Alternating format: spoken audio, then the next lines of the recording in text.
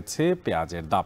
সপ্তাহের ব্যবধানে প্রতি কেজিতে বেড়েছে 30 টাকা। আর এদিকে বগুড়ার বাজারে কমেছে মাছের দাম, আর সবজিতেও কমেছে কেজি প্রতি 10 থেকে 20 টাকা পর্যন্ত। তবুও ক্রেতার নাগালের বাইরে আগাম জাতের শীতকালীন সবজি।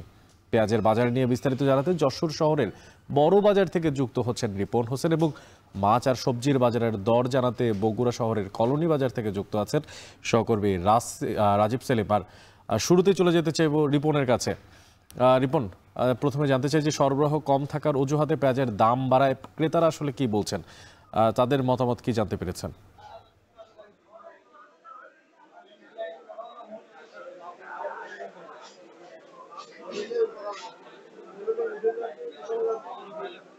আসলে আমরা দেখছি যে গত 15 দিন ধরে কিন্তু এই পেঁয়াজের দামটি বৃদ্ধি পেতেই আছে। আমরা দেখেছি যে এর আগে পেঁয়াজ বিক্রি হয়েছে 15 দিন আগে 60 টাকা, সেই পেঁয়াজ কিন্তু আমরা আজকে খুচরো বাজারে দেখেছি 120 টাকা বিক্রি হচ্ছে। অর্থাৎ 15 দিনের ব্যবধানে প্রায় ডবল দাম বেড়েছে। এই অবস্থায় আসলে যারা ক্রেতা রয়েছেন তারা বলছেন যে তাদের সাধ্যের বাইরে চলে যাচ্ছে দিন গেলে। এই পেঁয়াজটা আসলে সরবরাহ অজুহাত রয়েছে, যদিও সরবরাহ কম থাকার অজুহাত রয়েছে, তবে আমার পেছনে দেখতে পাচ্ছেন যে পেঁয়াজের যে বস্তা সেটি রয়েছেন। আমরা দেখেছি যে এই যে আড়তগুলো রয়েছে সেই আড়তগুলোতে পর্যাপ্ত পেঁয়াজ রয়েছে, তবে এই আড়তে আজকে যে পেঁয়াজটি রয়েছে সেটি কিন্তু পাইকারি বাজারে বিক্রি হচ্ছে 98 থেকে 100 টাকা।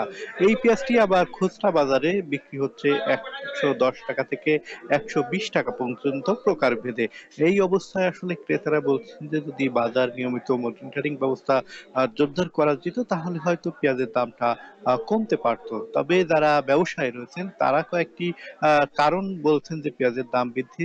প্রথম হচ্ছে সরবরাহ ঘাটতি রয়েছে, দ্বিতীয়ত এখন হচ্ছে পেঁয়াজ লাগানোর মৌসুম, সেই মৌসুমের কারণে পেঁয়াজের দামটা বৃদ্ধি পেয়েছে। এছাড়া আরেকটি কারণ তারা বলেছেন সেটি হচ্ছে ভারত থেকে, অর্থাৎ ভারত কিংবা অন্যান্য যে দেশ রয়েছে সেই দেশ থেকে পেঁয়াজ আমদানি না হওয়ার কারণে কিছুটা ঘাটতি পড়েছে। বিশেষ করে যে যশোরের যে বেনাপোল স্থল বন্দর রয়েছে, এই বেনাপোল স্থল বন্দর দিয়ে পেঁয়াজ আসে, এবং ভারত যে সাতক্ষীরার ভোমরা বন্দর রয়েছে, এই দুটি বন্দর দিয়ে কিন্তু পর্যাপ্ত পরিমাণে পেঁয়াজ মৌসুমে সময় আসে, বাংলাদেশে আমদানি হয়। কিন্তু এই সময়টাই আমরা দেখছি যে খুব বেশি পেঁয়াজ আসছে না, একেবারে বন্ধ রয়েছে। সে কারণে পেঁয়াজের দামটি বৃদ্ধি পেয়েছে বলে জানিয়েছেন ব্যবসায়ীরা। এই ছিল এখান থেকে আমার কাছে সর্বশেষ অনেক।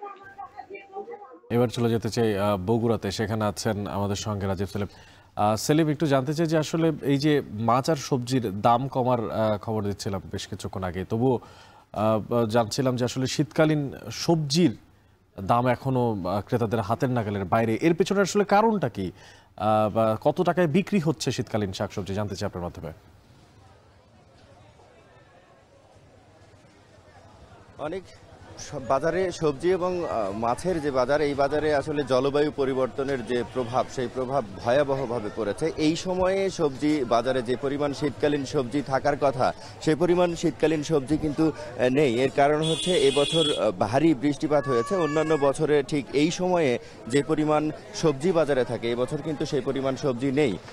যখন শীতকালীন সবজি, আগাম জাতের শীতকালীন সবজির যখন চাষাবাদ করা হয়, তখন ঠিক সেই সময় প্রচুর ভারী বৃষ্টিপাত হয়েছে এবং ফসল নষ্ট হয়েছে। পরবর্তীতে তারা আবারও সেই শীতকালীন সবজির আবাদ করেছেন। ঠিক সেই কারণেই সবজি বাজারে আসতে কিছুটা সময় লাগছে, আর এ কারণেই দাম অনেকটাই বেশি।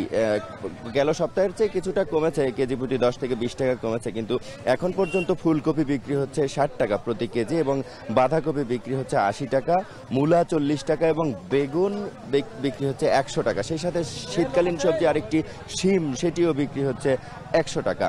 এই বাজারের যে চড়া দাম, এর আরেকটি কারণ রয়েছে, সেটি হচ্ছে এখান থেকে বগুড়া শহরের যে বাজারগুলো রয়েছে, এখান থেকে মাত্র 10 কিলোমিটার দূরে হচ্ছে মহাস্থান সবজির হাট।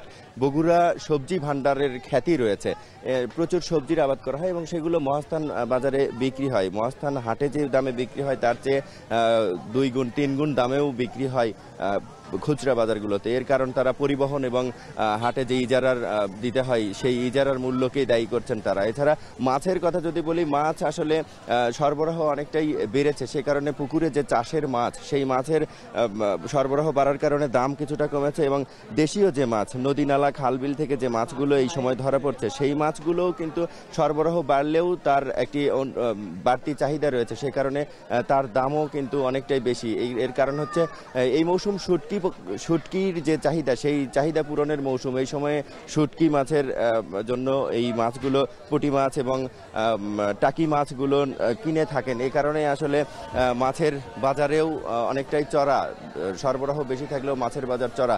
এই সময় আসলে নদী নালা খালবিলগুলোতে পানি শুকিয়ে গেছে, 2 মাস পর পানি শুকানোর কথা সেটি আগে শুকিয়ে যাচ্ছে। এটি জলবায়ু পরিবর্তনের একটি প্রভাব। এই প্রভাবের কারণে আসলে মাছের দামও বাড়তি রয়েছে, তবে চাষের মাছগুলোর দাম কম।